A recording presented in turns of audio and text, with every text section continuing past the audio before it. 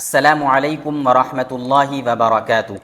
معزز ناظرین کرام، آج کی اس ویڈیو میں ہم آپ کو عطر لگانے کا اسلامی طریقہ پریکٹیکل کر کے دکھائیں گے، کیونکہ آپ علیہ الصلاۃ والسلام نے عطر لگانے کی، خوشبو لگانے کی ترغیب بھی دی ہے، اور خود حضور صلی اللہ علیہ وسلم بہت زیادہ عطر لگایا کرتے تھے۔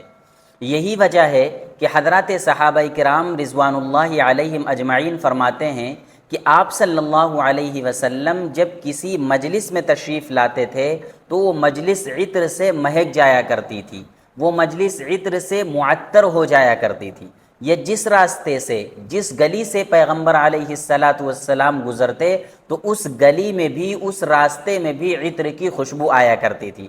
اتنا آپ صلی اللہ علیہ وسلم عطر لگایا کرتے تھے، خوشبو لگایا کرتے تھے۔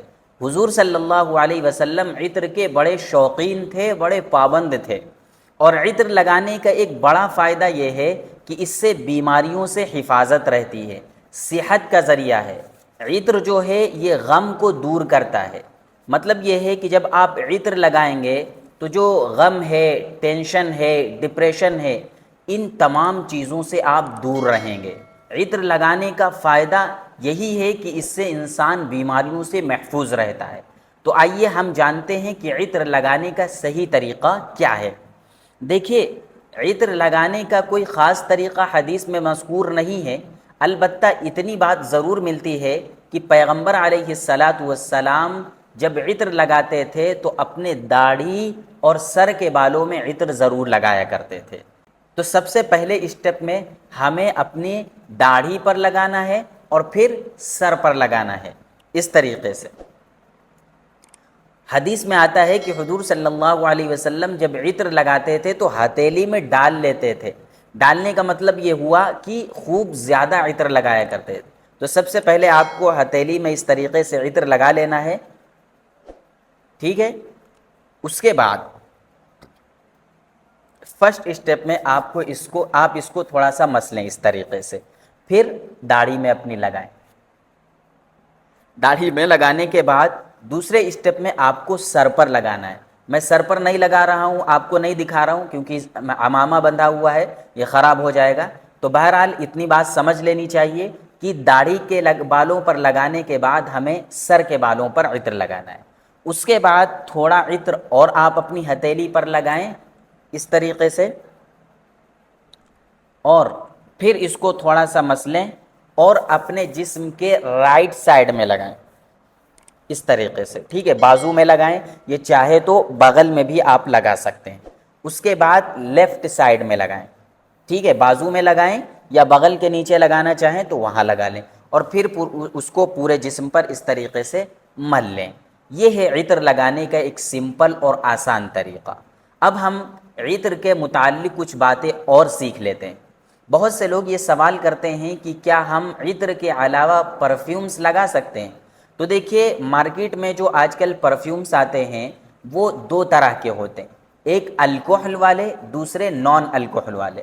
تو جو نان الکحل والے ہیں وہ پرفیوم آپ لگا سکتے ہیں، کوئی حرج نہیں۔ جو الکحل والے پرفیوم آتے ہیں جس میں الکحل ملا ہوا ہوتا ہے تو اس میں بھی وہ دو طرح کے ہوتے ہیں۔ ایک تو وہ جو کھجور، انگور، کشمش سے تیار کیا جاتا ہے الکحل، تو ایسے الکحل کا لگانا جائز نہیں ہے کہ جو انگور، کھجور، کشمش سے تیار کیا گیا ہو۔ اور جو ان چیزوں سے ہٹ کر الکحل تیار کیا گیا ہے، مثلا آلو وغیرہ سے الکحل تیار کیا گیا اور پھر اس سے پرفیومز بنایا گیا، تو وہ پرفیومز آپ لگا سکتے ہیں۔